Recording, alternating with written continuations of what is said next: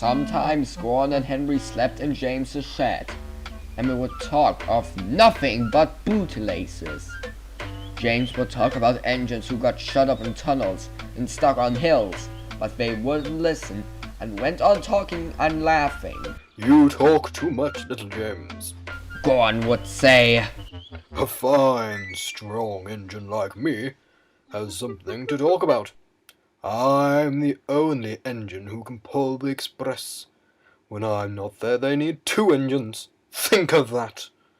I've pulled expresses for years, and have never once lost my way. I seem to know the right line by instinct, said Gordon proudly. Every wise engine knows, of course, that the signalman works the points to make the engines run on the right lines. But Gordon was so proud that he had forgotten. Wake up, James, he said next morning. It's nearly time for the express. What are you doing? Your jobs? Ha well, we all have to begin somewhere, don't we? Now, run along and get my coaches. Don't be late now. James went to get Gordon's coaches. They were all shining with lovely new paint. He was very careful not to bump them, and they followed him smoothly into the station, singing happily. We're going away! We're going away! I wish I was going with you, said James. I should love to pull the express and go flying along the line. He left them in the station and went back to the yard, just as Gordon, with much noise and blowing of steam, backed onto the train.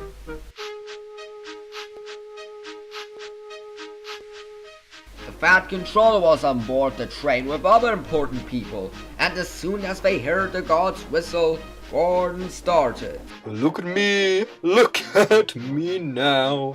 He puffed, and the coaches glittered after him out of the station. Goodbye, little James. See you tomorrow. James watched the train disappear around a curve, and then went back to work. He pushed some trucks into their proper sidings and went to fetch the coaches for another train.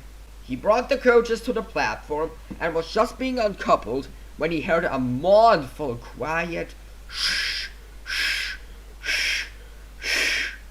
And there was Gordon trying to sidle into the station without being noticed.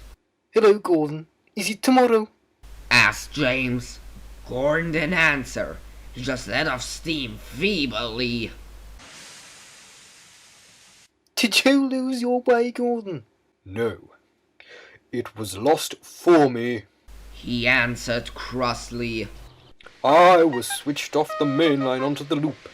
I had to go all round and back again. Perhaps it was instinct, said James brightly. Meanwhile, all the passengers hurried to the booking office. We want our money back! They shouted. Everyone was making a noise, but the Fat Controller climbed onto a trolley and blew the guard's whistle so loudly that they all stopped to look at him. Then he promised them a new train at once. Gordon can't do it, he said. Will you pull it for us, James? Yes, sir. I'll try. So James was coupled on and everyone got in. Do your best, James, said the Fat Controller kindly. Just then the whistle blew and he had to run to get in. Come along, puffed James. You're pulling us well, you're pulling us well, sang the coaches.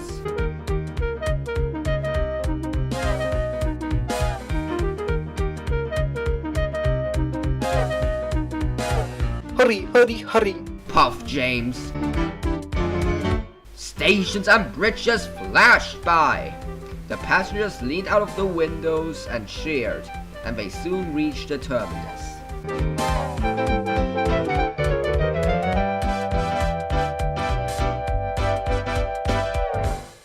Everyone said, "Thank you," to James.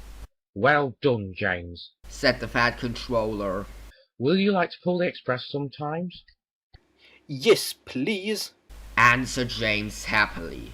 Next day, when James came by, Gordon was pushing trucks. I like some quiet work for a change, he said. I'm teaching these trucks manners. You did well with the coaches, I hear. Good. We'll show them. And he gave his trucks a bump, making them cry. Ow! Ow! Ow! Ow! James and Gordon are now good friends. James sometimes takes the express to give Gordon a rest. Gordon never talks about bootlaces. And they both quite agreed on the subject of trucks.